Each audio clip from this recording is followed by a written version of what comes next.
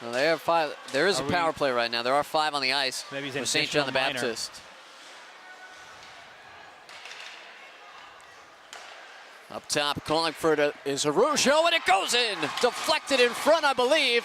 But nevertheless, it's a power play goal, and we are tied at 1. Well, that took no time at all, and I was about to say, Matt, that even though they didn't get a goal in their last power play, really the Cougars looked so good with the man advantage, real crisp passing, dangerous opportunities, and this time it pays off with the equalizer, and they needed only 13 seconds of the power play to do it. Well, last game you and I did together, we had you ringside, so we were able to check on these things officially. Araujo, I know, had the shot from the point. I'm not sure if it's going to be officially deflected by Billy Hanley in front. So we'll have to get that perhaps at the intermission.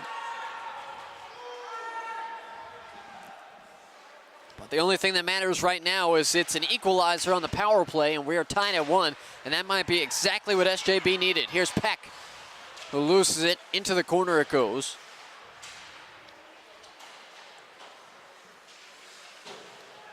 It's knifed back into the zone by SJB.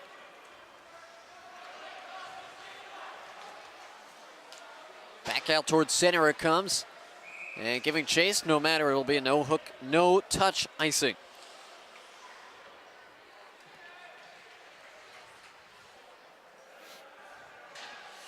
And you can see when the Cougars look to get down ice, a lot of those long passes, and you know, you referred to the Islander Ranger game. That's what a lot of the Islanders seem to do too. They try to use that speed up front, get that long pass from the back line up to their speedy forwards. Actually, I've been able to see elements in both teams. Yeah. From the lone pro team here on the island, and we'll get another penalty coming up against Northport, as Conrad Johnson is going to take a seat in the sin bin. But I think Huntington and Northport, the way that their forecheck was operating early in this game, reminded me of the way the Islanders opened up the game last night. They were relentless and not really allowing SJB to get any room to operate. Well, third power play opportunity now for the Cougars. They are 1 for 2 on the power play, cashing in on their last attempt and really needing no time at all to do so. There's 13 seconds there, and here comes Peck again over the blue line. Peck, a master with the puck at his blade. Rifled on, glove save. And then misplayed by Araujo.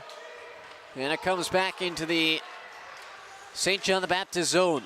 There's that hard shot you referred to earlier, and really gets a lot on it.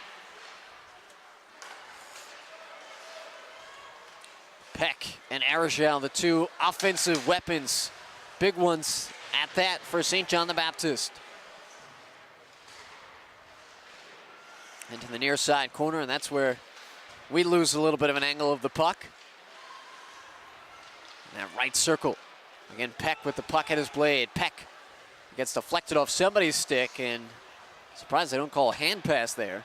Peck, a drive from the left point, and somehow that got snared. It looked like it hit the left pad of Galemi, but then he was able to glove it down as well.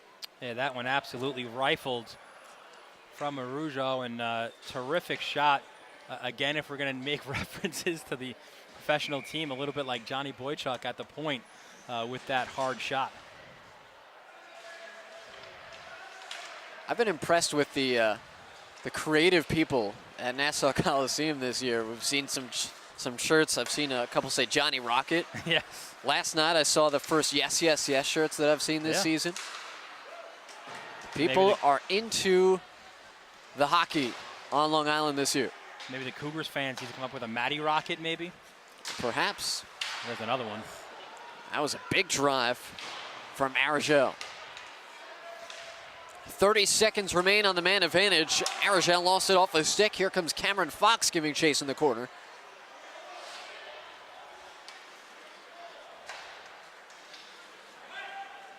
Up ahead for Peck, and that'll be an icing. A little over 3 minutes elapsed in the second period. We are tied at 1. A goal coming in the first at 2:20 from Khan. And the power play goal for SJB at 29 seconds into the second. Again, we need to get the official wording, whether it was Hanley or Arujo. Flicked on, and coming up to a full stance to make that save was Francois. Yeah, was not jostled. He is also a lacrosse goalie. That looked like a lacrosse goalie type save coming to that weak stick side. And there he is again. That time he goes down into the butterfly, just smothers it, stops the play quickly. Now something to note, and we'll see, I think it'll probably be midway through this period. Tom Fusillo said they will share goaltending duties today. Brandon Perrone expected to come in. Perrone just a junior. There's a shot from the left point and a goal. It looked like Teddy Popilla. And a short-handed goal gives Northport a 2-1 lead. Yeah, Popilla, big rangy defenseman, good athlete. Scores his 4th goal of the year, wrist shot left point. And as you said, a short-handed tally at that. And now the Teddy chants coming from the Northport fans. There's a drive again from the left point. The ricochet whiffed on. And out it comes once more. Here comes Donnie Tagg. Tagg lost it off his blade. Played back out. Jammed across the boards into the offensive zone. And played behind the net by Bo. Another hard hit, physical contact. Peck trying to come up with the puck. Lost it behind his stick. And Northport Huntington will reinitiate their offense. Peck turned over in the offensive zone as he moves it into the near side corner. Out it comes to the top right point. Chris Bowe sends it back in. Hits off the back of the netting, and it's played by Walters. Deflected, getting a piece of that one. And then here's Boring. Boring shakes off a check, spins around. Boring still with the puck at his stick. Backhand try, goes through the goal mouth, and collected by SJB for the moment. Boring colliding with one of his own teammates, and then that deflects quickly off their stick. But a nice sustained offensive possession for SJB as they are continuing to keep pressure on Northport and Huntington. Somebody's glove came off, and now Bill Hanley playing without his right glove, picks it up off the ice. Hot top shelf shot just goes wide right. And you can see what a difference Boring is. He goes in there with a hard check along the near boards. 24 goals on the season, and what a difference it is to have him back in the Cougars lineup. What an Finally, offensive. Northport gets it out of the zone, and then, Tom, you all right down there? I don't think he heard us. Goes after the puck, but our cameraman. Yeah, kind of pinballed out towards him. We got to get him a goalie mask if he's going to be that close to the action.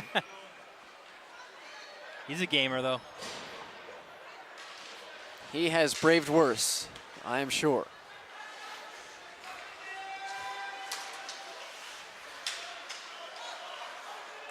Into the zone it comes. This one knuckled off. Francois didn't know where it was for a moment, but eventually he collapses on top of it.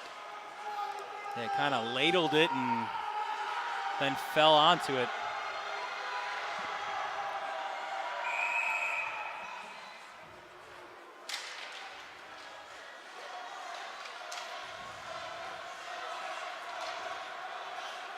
Face-off won by Northport Huntington. Pushed into the corner. It's collected by John Riley. And turned over. SJB just gets it out of the zone.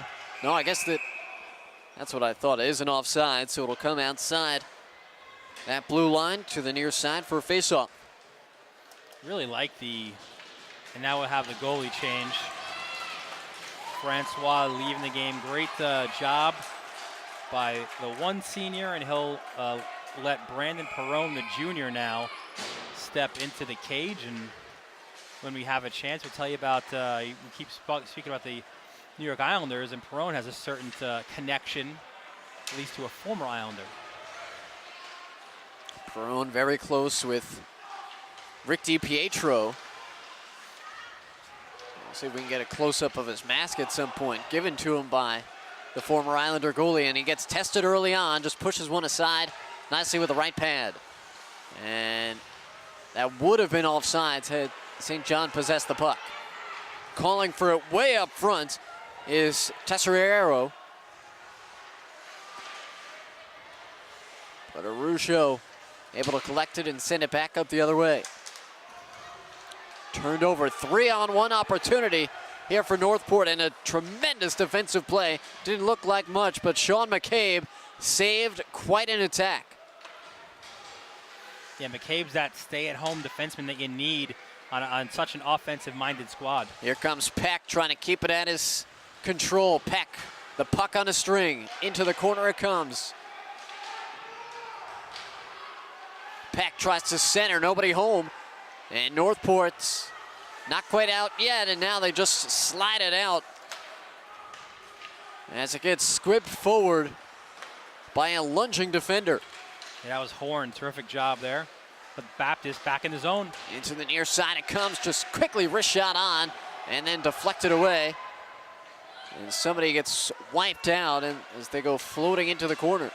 Yeah, that was Giamenta. He's back up though, he's fine. Here's Kuratowski, tries to center. Still loose, the hand's free. This one just floats past the right side pipe. And Kuratowski continuing to have some pressure as now some players jostling in front. Yeah, quite a battle in front of the net. That's McCabe for St. John's, high wrist shot. Caroms off the boards behind the net. And now we finally have a penalty call. These two guys, it was McCabe and Tesoriero just battling for a good 35 seconds in front of the net. They were pawing and clawing and grabbing at each other. Now Northport takes the opportunity to also make a goalie change. As Ian Lascotti, the senior, will come in. And McCabe, the only one to get the penalty, so Northport power play. 0 for 1 thus far with the man advantage.